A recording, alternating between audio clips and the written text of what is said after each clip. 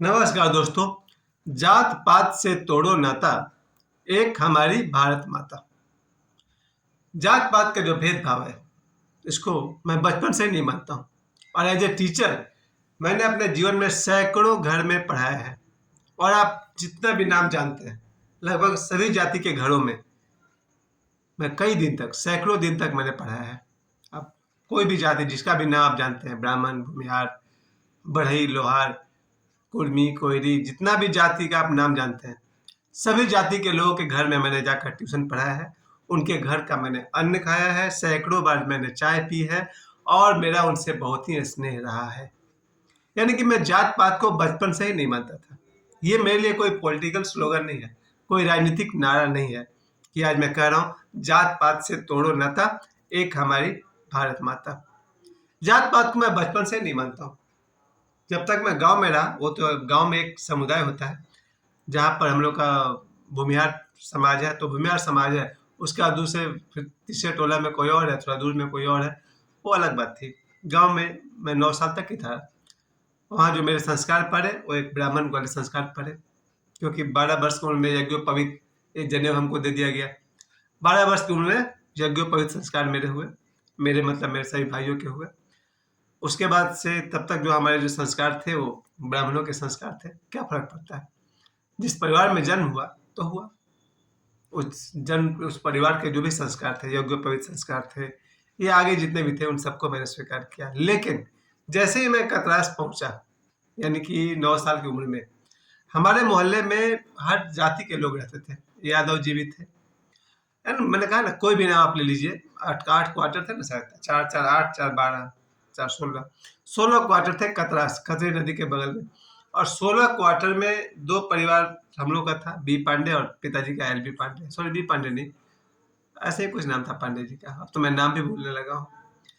और बाकी जितने परिवार थे सभी जाति के लोग थे, यादव जी थे और भी बहुत सारे परिवार वहां थे। और सभी परिवार का आपस में गहरा रिश्ता, नाता, संबंध था। सिर्फ पर्व त्योहार में नहीं बल्कि बाकी दिनों में भी मैं सुबह से शाम तक उनके ही घर में खेला करता था। क्या फर्क पड़ा, बचपन से ही मेरे बगल में थे बी डी पांडे, ब्रह्मदेव पांडे।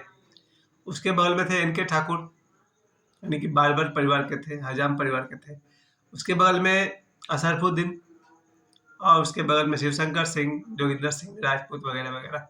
तो जितना भी नाम मैं गिना दूं, बचपन से मैं बहुत सारे जातियों के परिवार के बीच पला बढ़ा हूँ। पला बढ़ा हूँ इसलिए कह रहा हूँ कि जिसके घर पे जाता था वो लोग दाल भात परोस देते थे, क्योंकि मैं उनके लिए पंडित जी था। तो वो लोग बोलते थे पंडित जी मेरे घर में पूजा करा दो। तो मैं मजाक मजाक में चीनी लेकर के बैठ जाता था और पूजा कराता था। तो वो लोग बदले में दाल भात सब्जी देते थे। एक खेल था कि बच्चा है उसको कुछ खिलाना चाहिए। उसके बाद हम लोग पाथरडी आ गए। पाथरडी में मेरी जो, तब मैं क्लास 6 में चला गया, और क्लास में जितने लड़के थे शायद 30 40 लड़के थे, सबसे दोस्ती। और सबके घर में आना जाना, सबके घर में खाना पीना। हमने कभी नहीं पूछा कि भाई तुम्हारा जाति क्या है, उसका जाति क्या है, उसका जाति क्या है। बचपन की वो बातें, जात पात को कभी हमने महत्व दिया ही नहीं। क्लास 9 10 तक तो पहुंचते पहुंचते, क्लास 10 बोर्ड एग्जाम हम लोग जब दे रहे थे, तो बोर्ड एग्जाम में मेरे जितने भी साथी थे उसमें मुसलमान भी थे, और भी दूसरे कास्ट के लोग थे, बढ़ई, लोहार, जितना भी आप नाम जानते हैं। लगभग हर जाति के लोग मेरे ग्रुप में थे, मेरे फ्रेंड सर्कल में थे। पर हम लोगों ने कभी भेदभाव नहीं किया। जिसके घर में गए, जहाँ भूख लगी वही खा लिए, और उन्होंने कभी हमें अलग नहीं समझा, हमने कभी उनको अलग नहीं समझा। यहाँ तक कि कॉलेज लाइफ तक आते आते, बीएससी तक पहुंचते पहुंचते, हमारे जितने भी दोस्त थे सारे के सारे एक, समझिए कि भाई बहन के समान हो गए।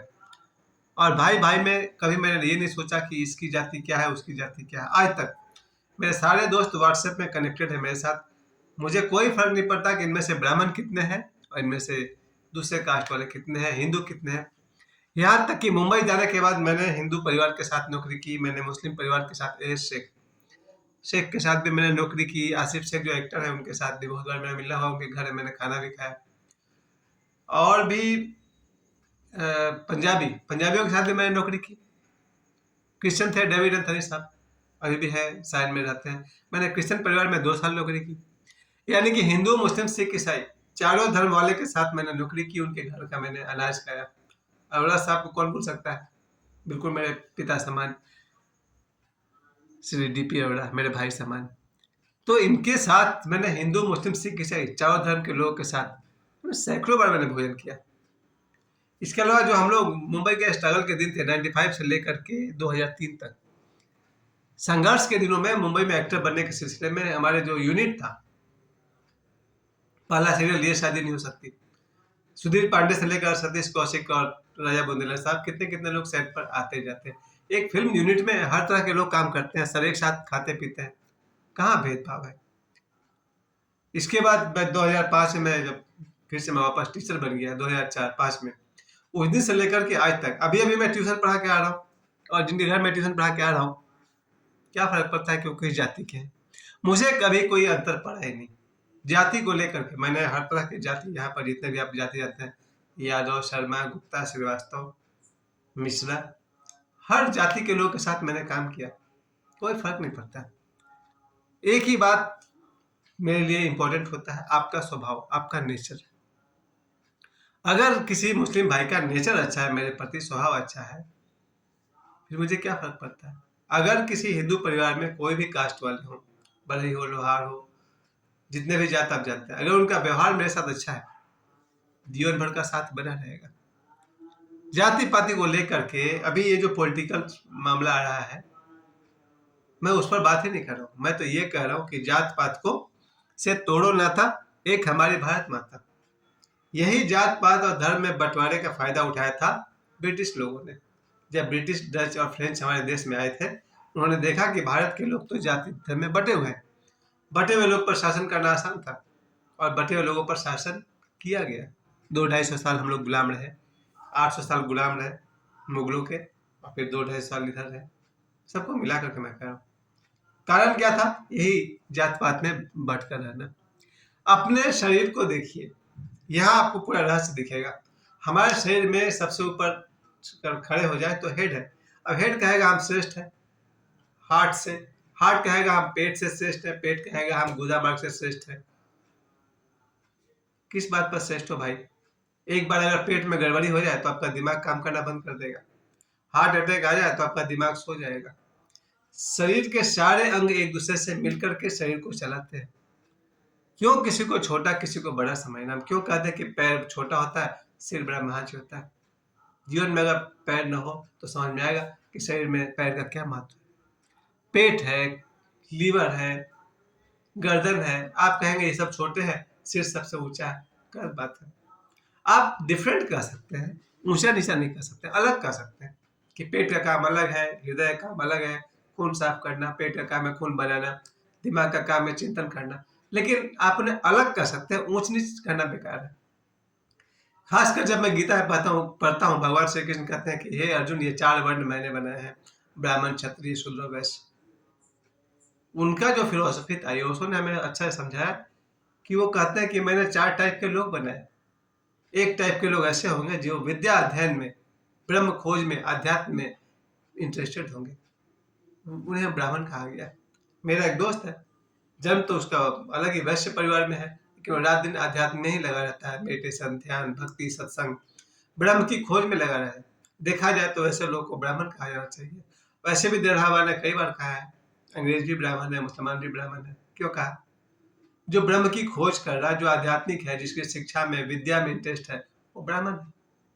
फिर दूसरे टाइप के लोग भगवान ने बनाए, वो योद्धा होते हैं, मरने मारने को तैयार, अच्छे कर्म के लिए, बुरे कर्म के लिए लड़ने को तैयार, उन्हें क्षत्रिय कहा गया। उनका नेचर है। कुछ नेचर के आदमी हैं जो विद्या अध्ययन में नेचर रखते हैं, वो ब्राह्मण। जिनका मारने मारने का बिल्कुल शौक है, क्षत्रिय। कुछ लोग हैं जो सिर्फ फायदा और नुकसान देखते हैं, वैश्य। कौन सा काम करेंगे तो फायदा होगा, कौन सा काम करेंगे तो नुकसान होगा, जो हमेशा रात दिन अर्थ की ही सोचते हैं, पैसे की सोचते हैं, वो वैश्य है। और चौथा वर्ग है शूद्र, जो खाने को मिल गया चलेगा, कहीं कोई गंदगी देखी सफाई कर दी। अब जो सफाई काम शूद्र कर लेंगे, वो ब्राह्मण तो नहीं करेगा, क्षत्रिय भी नहीं करेगा। फिर आपने कैसे कह दिया कि ब्राह्मण ऊंचा हो गया, शूद्र नीचा हो गया? बिल्कुल नहीं। अगर शूद्र 10 दिन हड़ताल पर चले जाए और ये जो साफ सफाई काम है रुक जाए, कितना दिन जिंदा रहेंगे हम सब? अपना अपना महत्व है, ब्राह्मण का, क्षत्रिय का, वैश्य का, शूद्र का, सभी डिफरेंट है, ऊपर नीचे कोई भी नहीं है। हम सब, मैं अपनी बात कर रहा हूँ, बचपन से मेरा संबंध सभी जाति के लोगों से रहा है। उन लोगों के साथ उठना बैठना खाना पीना रहा है, और चारों धर्म के साथ मैंने नौकरी की, हिंदू मुस्लिम सिख ईसाई। इसलिए मेरे लिए मेरा संदेश है आप सभी को, जात पात से तोड़ो नाता, एक हमारी सबकी माता। सारे भारतीय एक हो जाएं, तब हम सब दुनिया में सफल हो पाएंगे। भारत को वास्तव में विश्व गुरु बनाया जा सकेगा। मुझे समय देने के लिए आप सभी को बहुत बहुत धन्यवाद। प्रणाम।